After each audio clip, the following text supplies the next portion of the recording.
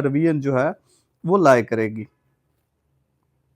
आगे sir section है जी 175, prevention of encroachment. अगर कोई बंदा जो है वो किसी इंक्रोच करता है, नाजायज काबज होता है, नाजायज तजावजात रखता है, prevention of encroachment upon common land को मुश्तरका अराजियात पर तजावजात करता है, मुश्तरका है, कॉमन लैंड है। अब ये भी नहीं है कि किसी की उसमें एक बंदे की या दो की, मुश्तरका है। तो उसका तरीकाकार क्या है? कोई तजावजात करता है और उस तजावजात पे ऑक्युपाइड है, तो रेवेन्यू ऑफिसर को अंडर सेक्शन 175 ये अख्तियारात हैं कि वो उस इंक्रोचमेंट को रोक सकता है, उसके अगेंस्ट ऑर्डर कर सकता है। Where land which has been reserved for the common purposes of the person. अब ये कॉमन पर्पस क्या है? कोई महाल जो है, कोई एस्टेट जो है, उसको कॉमन पर्पस के लिए अगर रिटेन किया जाता है, चरागाह बना दी जाती है, बना दी जाती है जी, ऐसा अगर कोई कॉमन मुश्तरका यूज में कोई प्रॉपर्टी है जो कि सबकी एक वेलफेयर के लिए भी हो सकती है या वहां के जो रहने वाले हैं उनकी वेलफेयर के लिए हो जाती है, उसमें कोई बंदा इंक्रोच कर लेता है, नजायज काबज हो जाता है या जगह बढ़ा लेता है, for the person residing in the state in which such land is situate has been encroached upon by any person and the land has been shown in the last 3 periodical record made before such encroachment as so reserved। ये क्या कहता है यहां?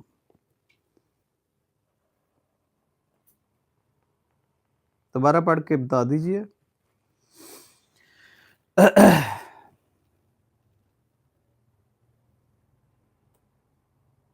कहता है कि 3 पीरियडिका record mean के 4 year बाद एक पीरियडिका रिकॉर्ड अपडेट होता है।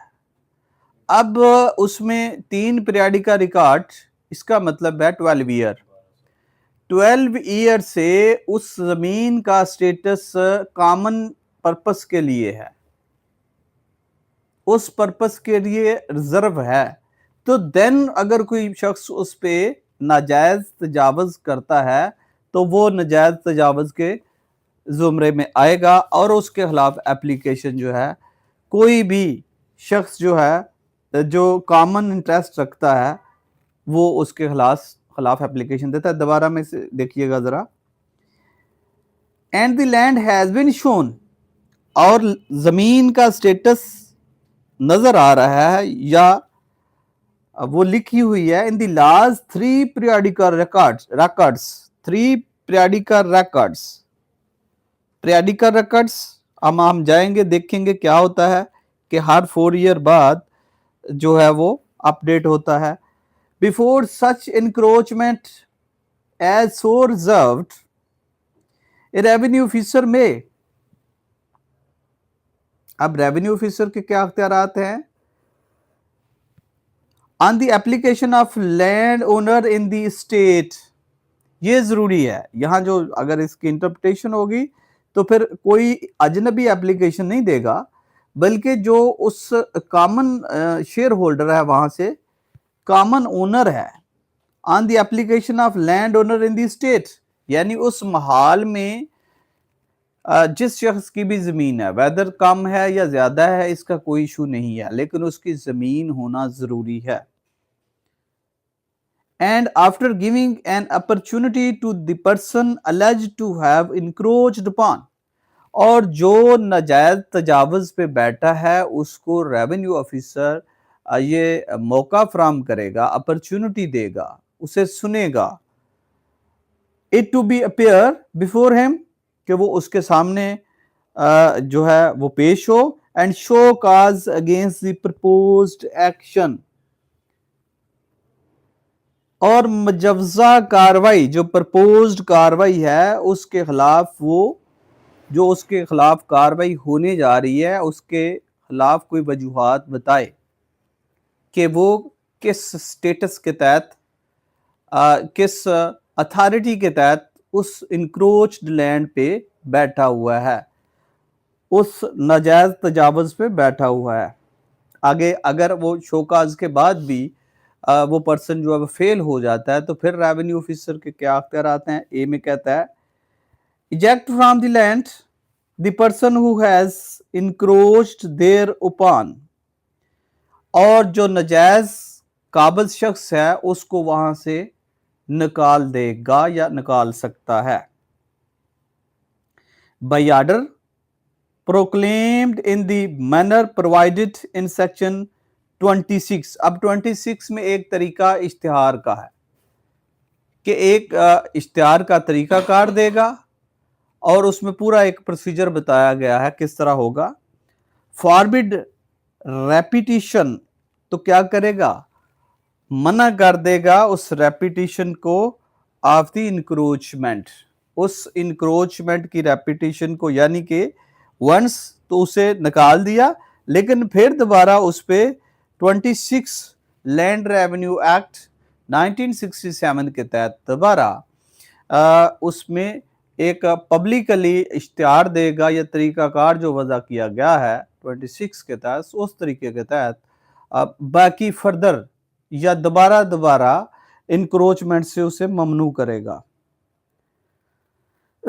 इसमें एक्सप्लेनेशन दी गई है जी। An addition of the record of right made before the common coming into force of this act under the provision of section 33 of the Punjab Land Revenue Act 1887 or under the provisions of any other law repealed by this act shall be deemed to be a periodical record of the purpose of this section।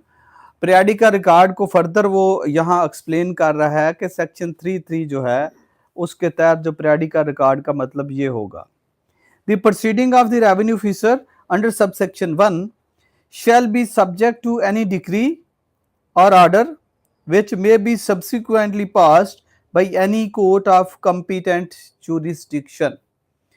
यहाँ एक और proviso शर्त कदगन लगा दी गई है कि जो encroachment को रिमूव किया गया है रेवेन्यू ऑफिसर की तरफ से, वो रिमूवल जो है किसी जजमेंट एंड डिक्री की मरहून मिन्नत होगी।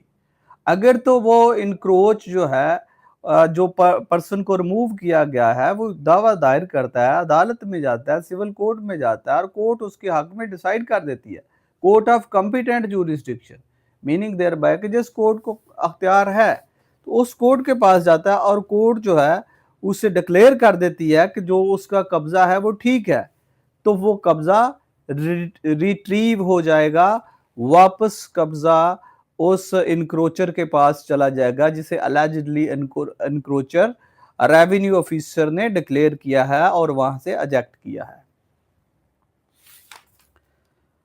आगे सर इसमें कुछ एडिशन आया through amendment, that is section 175A,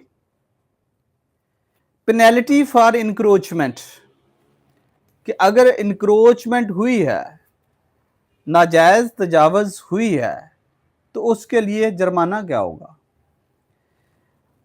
amendment कोई पुरानी नहीं है, 1997 की अमेंडमेंट है, लेकिन जुर्माना बहुत कम है उस हिसाब से। जी यही है, ठीक है, अमेंडमेंट ना करते तो बेहतर था। पेनल्टी फॉर इंक्रोचमेंट्स, ऐसी नाजायज तजावुज के लिए क्या जुर्माना होगा। Whoever makes an encroachment on any village, road, path or other common place, अब क्या है कि सिर्फ इंक्रोचमेंट वही नहीं बल्कि कोई भी कॉमन प्लेस जो है कॉमन इस्तेमाल में है, village, road, path, fail to remove the same within period of not exceeding 30 days। हाँ, यहाँ एक उसे एक टाइम भी दिया गया कि 30 डे में 30 डे में अगर वो इंक्रोचमेंट जो है वो रिमूव नहीं करता, as may be fixed by the revenue officer by means of a notice, या तो 30 डे हैं या रेवेन्यू ऑफिसर उसे टाइम देता है कि हाँ भाई 40 दिन में, 20 दिन में, 50 दिन में यहां से निकल जाओ, थ्रू नोटिस देता है, या रिपीट्स एन इंक्रोचमेंट शल, नोटिस के बाद भी नहीं निकलता, या वो शख्स इंक्रोचमेंट को रिपीट करता है, नाजायज तजावुज दोबारा दोबारा करता है।